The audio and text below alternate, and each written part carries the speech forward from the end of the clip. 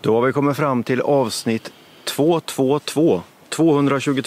Det är den 7 juni 2024. Och lite spridda skurar, Torbjörn. Ja. Vad hände med värmen?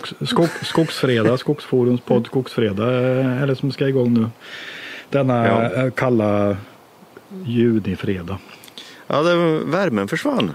Vi har ju liksom, det är nästan som har gått och ondgjort sig som vanligt som en människa, alltså, där man liksom har ett snävt spektrum med utetemperatur som man tål, typ mellan 20,5 och 21. Ja. så var det jobbigt när det blev för varmt. Nu när det var 16 grader så var det, men det är lite kyligt, va? Ja, precis. Man får leta efter fler plagg. Det är jobbigt. Men annars är det ganska behagligt. Men det kommer, jag vet inte hur pass väl utbrett det är, men det regnar här och det regnar i Lysekil nu i dag här, och nu kom det en rejäl regnskur på morgonen här, och det liksom har kommit lite med jämna mellanrum, så att det är inte, här känns det absolut inte torrt. Men det är väldigt varierat, ja. Det är lite Sahara-varning här i Säffle, kan jag säga. Här skulle det behöva komma jättemycket mer. Ja, du ligger för mina vänner. Jag brukar hålla undan regnet på sommaren. Speciellt när det är varmt. Mm. Men det är ju den här öst-västliga gradienten som vi har i Götaland, framförallt kanske delvis i Svealand också givetvis då, med betydligt mer regn i väster än i öster, där det då är ganska torrt på sommaren. Ja. Vilket ju påverkar ståndortsplaneringen eller ståndortsanpassningen och tillväxten för olika trädslag, och man kan odla på olika ställen. Ja, precis. Ja, det är ju faktiskt fortfarande lite lämpligt att odla gran i Västsverige. Ja, absolut. Och sen, jag vet inte om vi kan koppla in på det direkt om vi ska dra igång, men det verkar... Tänk så fel man kan ha. Ja, du får göra en pudel idag, eller? Ja, det är flera pudlar. Det är bara... En Sankt Bernhard. Det är bara roligt, tycker jag faktiskt. För det visar att man då utvecklas man. Då vågar man, och som utvecklas man som människa. Det är bara bra. Nej, jag tänkte faktiskt börja med... I spinn så batteriet tog slut förra fredagen. Ja, det var också en liten miss. Jag hade glömt att ladda batteriet där. Ja. Så det är lite udda avslut där. Men du fixar det med bravur. Ja, jag var ju tvungen. Ja. Nej, jag tänkte mest på, vi torsdagspoddade ju förra torsdagen, och det var ju för att vi var upptagna på fredagen. Jag hade ju nästan 30 pers från LRF i vårat lövskogshägn. Ja. Otroligt intressant var det faktiskt. Ja, det kan jag tro. Så det var vad man lär sig om man bara träffas flera stycken och diskuterar över en planta. Ja. så det var det jag skulle koppla tillbaka till, att jag tyckte det var en trevlig dag. Det var många engagerade, plus att jag har fått ett litet kontaktnätverk med andra hägnare runt om i Säffle här nu då, som också har hägn. Det blir sån här folkrörelse bland skogsägare, liksom ha sina egna små odlingar på. Ja. Men det är någonting som engagerar och intresserar väldigt många, det märker man ju. Det är väldigt många som är intresserade, men ett av problemen är ju ofta att få tag i planter. Det är många som kämpar med det. Det krävs lång framförhållning och mycket fotarbete för att få tag i, man vill ha något annat än det vanligaste då. Ja, visst. Så är det. Men någonting som jag träffade, det var ett par med som var väldigt engagerade, som har en skogsfastighet här i Säffle, som hade totalt 3 mindre hägn, ganska nygjorda, så de satsar rejält på det. De tyckte det var jättekul. Och de går såna här fristående kurser på Linnéuniversitetet, så jag gissar att det är rätt mycket därifrån det kommer. Så de hade ju varit på en massa såna här exkursioner och tittat och sådär. Och det är väl som vanligt. Jag menar, egentligen så man lär sig ju mest genom de som har testat och gjort fel. Och ska man titta på någonting som vårat lövskogsprojekt, så i det breda perspektivet så känns det som att vi gjorde fel i att vi inte plantera ska jag inte säga, men vi odlade inte tillräckligt många lövsorter. eller inte lövsorter, vi odlade inte tillräckligt många lövträd. Vi skulle haft fler på det här hektaret. Fler plantor per hektar. Ja.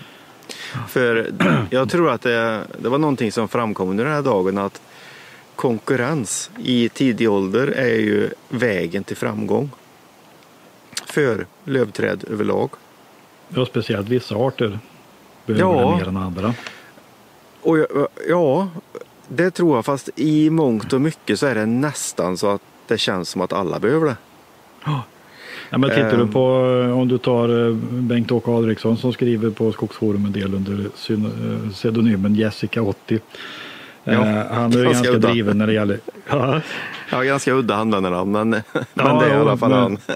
Det är han, ja precis. Nej, men han är ganska driven när det gäller röjning och lövskogsskötsel och har mycket idéer och mycket kunskap, mycket erfarenhet om det. Och han är ju väldigt tydlig med att man måste hålla ihop björkbestånden för att man inte röjer isär det för mycket i början och innan de blir tillräckligt höga. För då får du problem med... Du får ingen bra kvisträlsning och du får liksom för mycket uppslag underifrån och så vidare. Då. Och det kanske gäller på odling i fält också, att man kanske ska ha dem lite tätare än vad vi har. Jag kommer inte ihåg vad vi hade, det var ju rätt tätt som början, men det har ju varit rätt mycket avgång har det varit.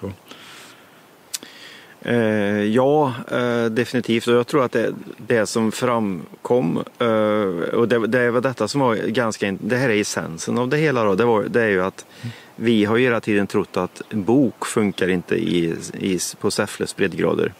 Nej, det ser ut att må bra de vi har sett. Nej, alltså det nämnde jag när jag pratade initialt på den här träffen.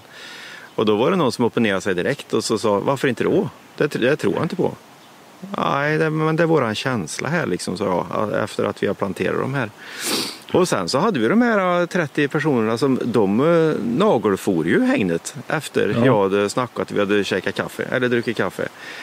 Och det var ju kanonbra, för det kom ju en och knackade mig på axeln och sa, jag har ju hittat en otroligt frodig bok här. Jaha, det har du gjort. Det har du missat. Så i det här uppslaget av asp som kom från rotskott på aspen. Ja, som är typ 3-4 meter höga idag, eller vad är de? Ja, visst. Där fanns det ju en 4-5 meters bok som det bara glänste av. Okej. Så den hade ju trivts något vedervärdigt bra i konkurrens. Ja. Och det var någon som sa det när vi på den här träffen att tyskarna, jag tror det var några tyskar som hade sagt att ungefär om du ska odla upp bra bokskog så ska du börja med ungefär 20 000 bokplantor per hektar. Då behöver man självföryngring. Ja, då behöver man en tuff start att starta med en bokskog, men har man väl kommit upp och kan gå på omloppstider så är det nog görbart, va? Med självföryngring. Ja, det tror jag. Det är väl så man sköter bokskogen där den finns, som man säger då. Ja. Men det är klart, det finns ju bokskogar här. Du har ju Borgvik som exempel. Vi har ju Sjötorp. Utefter Vänern finns ju en liten bokskog. De måste ju vara planterade från början. Troligtvis. Ja. Men så kontentan av det hela, det är ju att det är ganska intressant att det funkar nog mer än vad man tror. Man måste bara göra på rätt sätt. Ja, det är ju väldigt intressant att dela erfarenheter och kunskap med folk som håller på med sånt här. Va? Det är ju otroligt intressant. Ja, verkligen. Det är det. Ja, spännande dag. Vad fick du med dig mer från den dagen då? Är det många som är intresserade som har planer på att plantera löv själva, eller som liksom vill sprida riskerna med mer löv, eller hur tänker folk? Ja, men det tror jag. Det tror jag absolut, och jag hoppas att det kändes som att det var flera som fick mer smak utifrån den här dagen. Men annars, det vi enades om och det som var ett ganska stort samtalsämne, det var ju liksom det här med skadorna. Ja. Och det vi enades om är att det är nog 3 stora skadegörare. Det är fälthare, det är bålgeting och det är sork. Ja. När man har hägn. När man har hägn, ja. Så det är ganska intressant faktiskt. Och det var ju en sån här uppvaknare för, det var det ju även för oss naturligtvis. Men just det här att bålgetingen är en sån skadegörare. Ja, det var ju helt nytt. Ja. Helt nytt. För det syns ju nu när vi har varit runt, nu när jag har varit runt i hela hägnet och tittat, och så ser man ju liksom att det är omfattande skador av bålgeting alltså. De har ju gnagt av Speciellt på barken björk. runt om. Suttit och gnagt bark och så har de gnagt av det runt om. En bit upp är det ofta, så det kommer ju skott nerifrån, så de dör inte helt, va? Nej, de dör inte men helt, det blir men lite taskig fason på dem. ja, och så tappar man ju. Man tappar ju tillväxt. Så nej, men så, jättekul. Så jag tror att du och jag får försöka ta några heldagar här nu i sommar och gå igenom. Sekatördagar. Ja, dels det, och sen så även planera lite, vad gör vi med vissa områden där inne. Och sen så var det ju någonting som många var faktiskt väldigt intresserade av, och det har väl inte så mycket med ädellöv att göra, utan det var ju att vi fick ju en viss proveniens av hybridasp för att testa av plantskolan som vi köpte våra plantor av. Ja. Och vi sätter ju det i en rad längst ut liksom i hängnet, bara liksom för att testa. Lite halvförstrött så. Ja, och de kom ju frysta i isblock i princip. Täckrotsplantor i frysen. Ja, det var täckrot, ja. Så jag menar, de var ju inte mycket för världen. De har stått där i några år, det har inte hänt någonting. Och så bara så, det exploderar, vet du. Ja. Så där stod ju många och förundrades över det här liksom 4 växtsäsonger inne på 5:e, och den högsta kanske är 7 meter eller någonting sånt där. Ja. Spikrak, vet du. 0 skador, ingen går på den. Nej. Och det bara skjuter kubik alltså. Det är häftigt. Ja, det är riktigt häftigt. Sen så kanske det inte är så kul jag menar, det är klart att ek är ju någonting som är häftigt över tid och liksom det är roligt och sådär. Men just tittar man just ur ett produktionsperspektiv så märker man ju nu efter några år då att hybridaspen är ju brutal alltså. Ja, men asp är inget dåligt träslag egentligen. Det går ju att använda det ganska mycket. Det är outnyttjat. Förr i tiden var man ju duktig på att använda alla träslag till olika saker. Ja. Men jag vet att det finns något projekt på Linnéuniversitetet som har forskat hållfasthetstester med asp. Alltså, det finns ju ingen klassning av sånt virke för konstruktionsändamål, men de säger att den har ju väldigt likartade hållfasthetsegenskaper som gran och skulle kunna användas på samma sätt som vi använder gran i reglar och annat kanske. Men det är mycket lång resa kvar innan vi är där till någon standard på något vis. Ja, precis. I Norge använder de asp som fasad på många ställen, liksom obehandlad. Ja. Ja, men det är ju ett strålande träslag och det är ett underbart att såga asp. Du får ju inga fliser. Nej, det är bra. Ja, nej, men det är kul, men det här lövskogshängnet det är ju någonting verkligen som är roligt och är fortfarande över tid framåt ännu mer antagligen, för det drar mycket intresse och man lär sig otroligt mycket på att hålla på med det. Ja, visst. Och att åkermark är väldigt utmanande dessutom, ska man säga också. Ja, definitivt. Så är det. Och sen så är det ju en himmelsk tur på något vis då, för det var flera som frågade liksom, varför har ni inte varit inne och röjt här, liksom brunnsröjt runt det ni har planterat? Alltså, men det har vi väl funderat på, men sen så liksom, i alla fall enligt mig så har det varit liksom som ett test det här, att vi röjer inte än, för vi ser vad som händer. Och det är ju ren skär lycka egentligen, för det har ju visat sig att man ska ju inte röja i det här. Inte än i alla fall. Inte än, utan det får vänta lite till. Ja.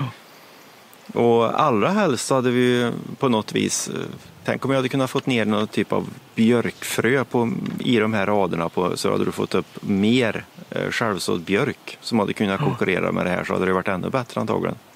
Ja. Ja, nej, men det är ju, jag såg en skogsägare på Sydsvenska höglandet som hade köpt björkfrö, men problemet var att det är ganska små frö, han skulle så i markberedningssäckar och liksom svårt att dosera, så han blandade med sågspån. Ja. Men det var rätt smart egentligen, blanda björk, för då kunde han strö ut det lite ordentligt och såg vart han hade sått någonstans, och så fick han ändå laga mycket frö. Ja, det var bra tips. Ja, absolut. Det är det. Ja, nej, men det var en intressant fredag. Jag var ju på Billinghus och träffade flisentreprenörer. Bruks hade en 2 dagars övning där de hade demonstrationer och visade maskiner ute i fält. På torsdagen och så pratade vi, var några stycken olika som pratade om lite olika saker. Jag fick möjlighet att prata om paradigmskiftet på virkesmarknaden. Och då får man ju tänka till och fundera lite, pränta ner sånt som vi har skrivit i olika trådar och på olika artiklar och så vidare på Skogsforum och prata om i olika poddar givetvis också. Men att det är så solklart att vi har ett stort paradigmskifte på virkesmarknaden, alltså där hela marknaden har förändrats. Alltså det är inte att det blir lite högre priser eller lite större efterfrågan, utan det förändras så mycket. Den här förändrade balansen som man kanske kan säga att det gått ifrån att ha varit köparens marknad till att helt plötsligt nu vara säljarens marknad på virke. Det river upp och ändrar jättemycket. Jag nu senast har jag lyssnat på Södras föreningsstämma. Jag har inte lyssnat på allt riktigt, men jag har lyssnat en del. Och det är ju intressant för att det framkommer ganska tydligt här också då. Dels så tycker jag det är en eloge till Södra som publicerar det här öppet liksom, och det gör väl de andra föreningarna också. Några har gjort det i alla fall, vet jag. För det är intressant att lyssna på för många fler än de direkta medlemmarna. Det är ju intressant information om vad som diskuteras.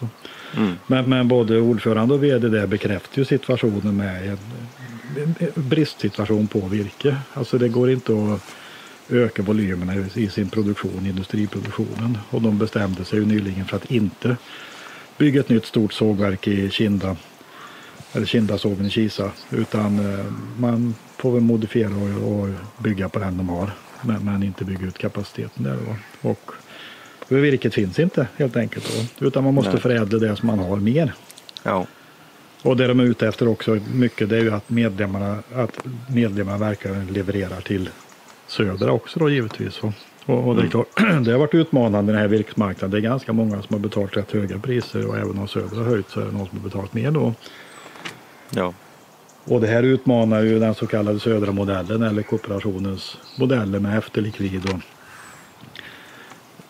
det är då liksom för det som händer i den här förändrade paradigmskiftet är ju att vinsten i skogsledet flyttas ju från industrin ut till skogsägaren. Oavsett om det är en privat skogsägare eller Sveaskog eller SCA som äger skogsmarken, så går ju pengarna ut till skogen.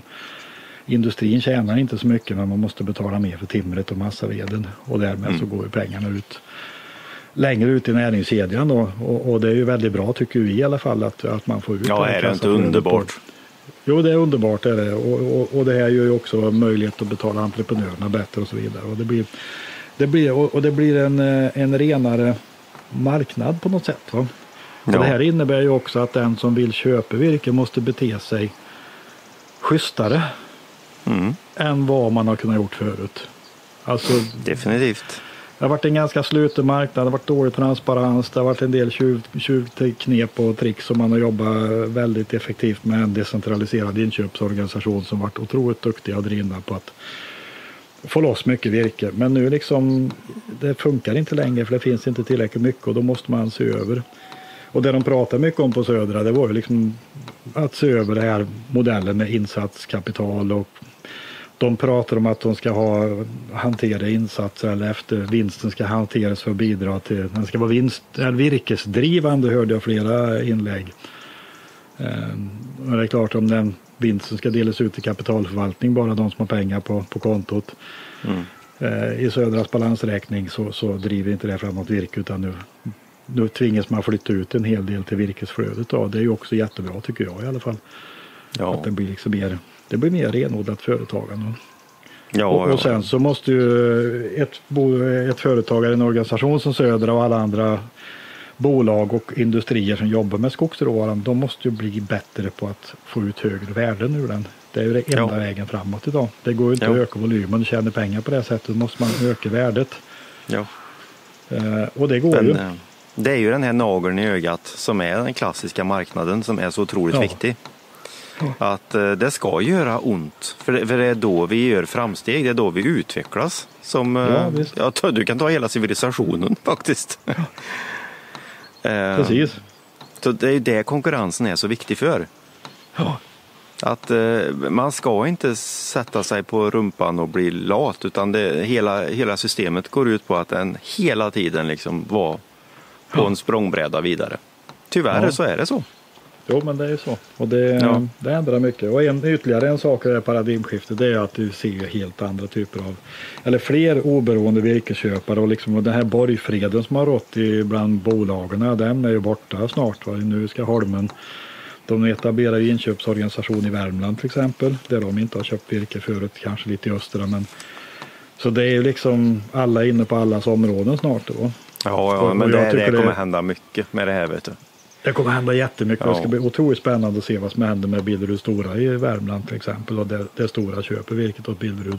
Kommer de att lyckas få ihop tillräckligt mycket så att det räcker till både Billerud och Stora? Ja, jag pratade med en virkesköpare nu i veckan. Och det var också ganska intressant. För det var liksom tesen om hur många år till håller Mellanskog som förening. Ja. Typ att Mellanskog kommer till slut och delas upp mellan norra och södra. Ja. För båda är och nallar. Södra är ju inne i Värmland och hugger nu. Ja. Och tydligen så var inte det helt populärt hos Mellanskog enligt utsago. Men låt gå då, ungefär, fast väldigt så. Och då är det södra medlemmar som har skog söder om Värmlandsgränsen som också kan sälja till södra i Värmlands område, om jag fattar det rätt då. Ja, sen så var det någon som sa att det var inte bara det heller.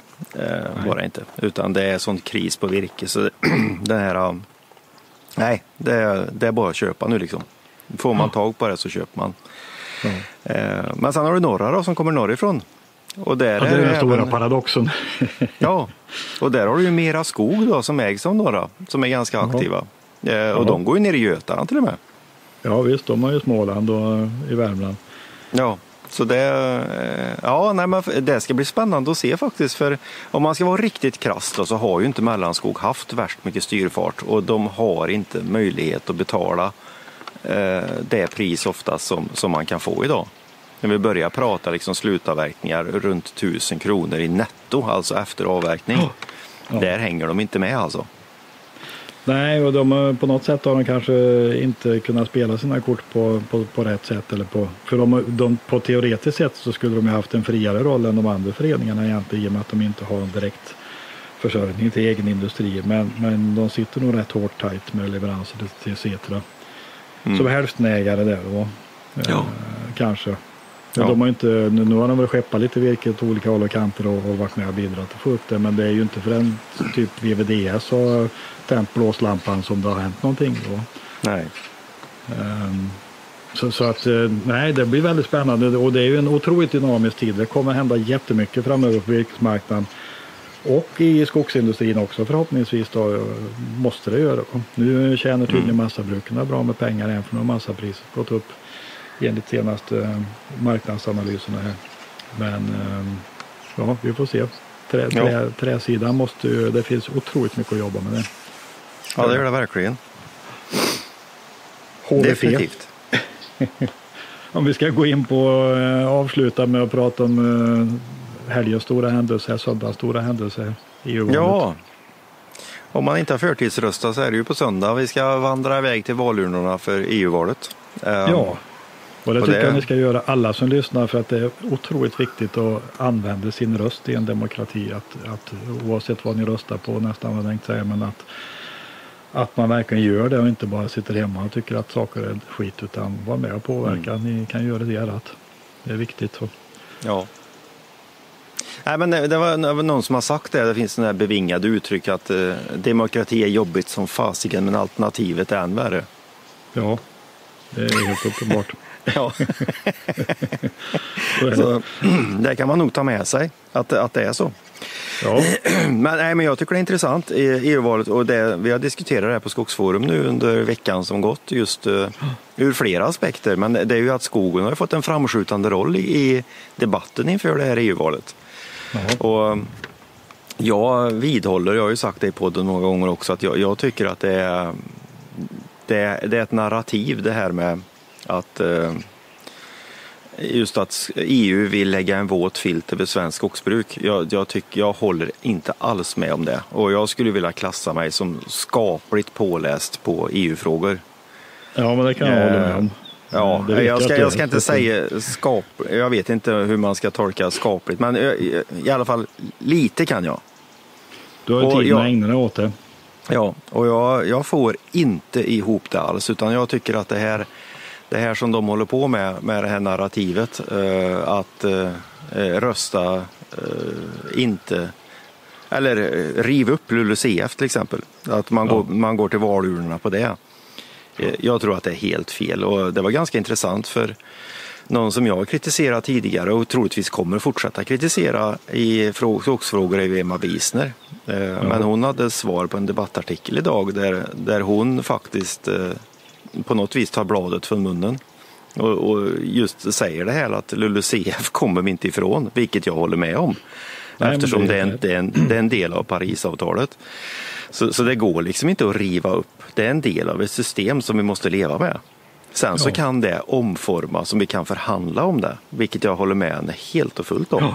Så att men riva upp nej, det funkar inte. Då får vi gå ur FN, riva upp Parisavtal och hela kittet. Det är ju bara liksom ett sätt att försöka ge sken av låtsasmöjligheter som inte finns i praktiken. Ja. Men sen det som man kanske stör mig mest på, det är just det att man klagar, nu är det jättemycket negativt om LULUCF.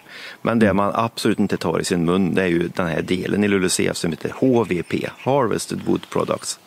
Alltså att om man gör långvariga träprodukter av skogen man avverkar, så får man tillgodoräkna sig det i LULUCF. Ja. Så det är ju vinna scenario. Jag menar, gör man sågade träprodukter till exempel, då är ju systemet utformat så. Eller skivmaterial. Det är väl den stora elefanten i rummet här som... Ja. Ska man exemplifiera det här på ett enkelt sätt, så skulle man kunna säga att om Sveriges sulfatbruk hade varit OSB-fabriker istället, då tror jag att vi hade gått i valurnorna med att LULUCF är otroligt bra. Jobba vidare med det här. Jobba vidare. Ja. Höj LULUCF. Höj LULUCF så finnarna slutar att koka. Ja, men jag tror det är så enkelt. Så det återigen sitter det i sulfaten. Alltså. Ja. Men sen också det här med att man hör oss många säga att EU vill att vi ska sluta avverka. Alltså man får känslan att alla beslut från EU som har med skogen att göra innebär totalstopp på all avverkning. Och det är ju inte så, och inte ens LULUCF-betinget är ju inte så, utan det är ju faktiskt så, du nämnde det i förbifarten förra fredagen, att den här avverkningsminskningen som Skogsstyrelsen rapporterade om nu, som är väl typ 5-6 miljoner kubikmeter lägre i år än senaste 2 åren, den täcker ju in hela det här LULUCF-betinget utan att blinka. Och det är ju en avverkningsnivå som vi hade, när då? 2010? Ja, någonstans där. 2000, ännu senare. Och det var ju liksom ingen som stod på barrikaderna och skrek att industrin går under. Utan man körde på ganska hårt. Vi har ju lagt ner industri sedan dess till och med. Och en del har ökat produktionen. Ja, visst. Så att det är ju inte liksom det här katastrof. Det är ju inte antingen eller. Men det är ju precis med det här paradigmskiftet på virkesmarknaden. Nu, och den kan man ju inte beskylla EU, för det är ju inte EUs begränsningar som gör att det är brist på virke idag till sågverk eller skogsindustri i Sverige, utan det är ju strukturella förhållanden och marknadsförhållanden egentligen då. Och det är ju liksom och sen man så förädla mer. Absolut, och sen så ytterligare en aspekt i det här, det är ju, och Emma Wiesner tog upp det här i en debattartikeln också, det är ju det faktum att allting hänger ihop. Ja, så 40 sekunder på dig. Ja, men det har ju reduktionsplikten som vi minskade i Sverige. Ja. Minskar vi den så bullar det ut, alltså då blåser ballongen ut på LULUCF, då är det där som vi får ta smällen. Ja. Så det här hänger ihop i ett system. Och jag vet att Magnus Nilsson, som är väldigt insatt i EU-frågor, han skrev en debattartikel om just när de höll på med reduktionsplikten och vilka ville politikerna blidka, bilåkarna eller skogsägarna. Det blev bilåkarna. Och det är också någonting att ta med sig. Rösta på söndag. Om inte ni har förtidsröstat så hörs vi nästa fredag så vet vi hur det har gått. Nyhetsbrev på söndag. Ja, ha en bra Häng med. Hej då. Hej då.